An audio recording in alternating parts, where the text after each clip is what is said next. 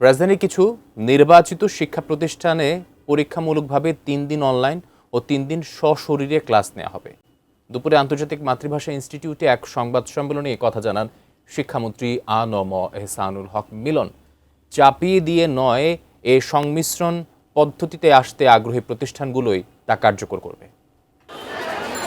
বৈশ্বিক জ্বালানি সংকট, তীব্র যানজট ও ভবিষ্যৎ প্রযুক্তি নির্ভর শিক্ষা ব্যবস্থার বাস্তবতা বিবেচনায় আপাতত অনলাইন ও অফলাইন মিলিয়ে ব্লেন্ডেড পদ্ধতির এ সিদ্ধান্ত এলো। শিক্ষামন্ত্রী আ.ন.ম এহসানুল হক মিলন জানালেন, আগামী সপ্তাহেই এ সিদ্ধান্ত কার্যকর হবে। শনিবার স্কুলে এসে ফিজিক্যালি প্রেজেন্সে ক্লাস হবে, সানডেতে মানে অনলাইন ক্লাস হবে, মানডে ফিজিক্যালি স্কুলে আসবে, ক্লাস করবে, টিউসডে অফলাইন, ওয়েডনেসডে ফিজিক্যালি আসবে এবং থার্সডে অনলাইন। রাজধানীতে বেশি সংখ্যক শিক্ষার্থী আছে এমন স্কুলগুলোতেই এ পদ্ধতি চালু হচ্ছে, অর্থাৎ যেসব শিক্ষা প্রতিষ্ঠানে এ পদ্ধতি চালু করতে সক্ষম সেখানে কেবল চালু হবে এটি।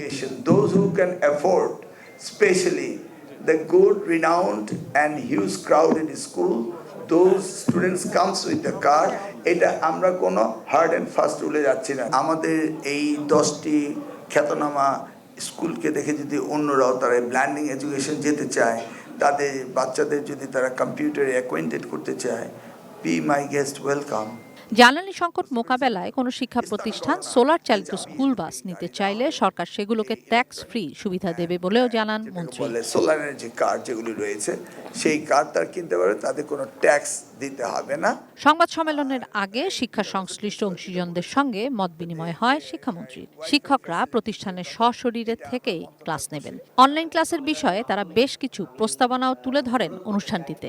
যে এই কারিকুলাম ডিজাইনটা যেন কারিকুলাম এক্সপার্ট দ্বারা করা হয়। একটা কারিকুলাম ডিজাইন করলে 5 দিনের যে প্রোগ্রাম ছিল ইভেন, সেই অফলাইন প্রোগ্রামটাকে 3 দিনে কনসাইজ করা সম্ভব। বাচ্চারা যখন বাসায় অনলাইনে ক্লাস করবে, বিদ্যুতের বিশেষ করে মেট্রোপলিটন সিটিতে বিদ্যুৎটা নিরবিচ্ছিন্ন করলে ভালো হয়। কিশোর জাহান, এটিএন নিউজ, ঢাকা।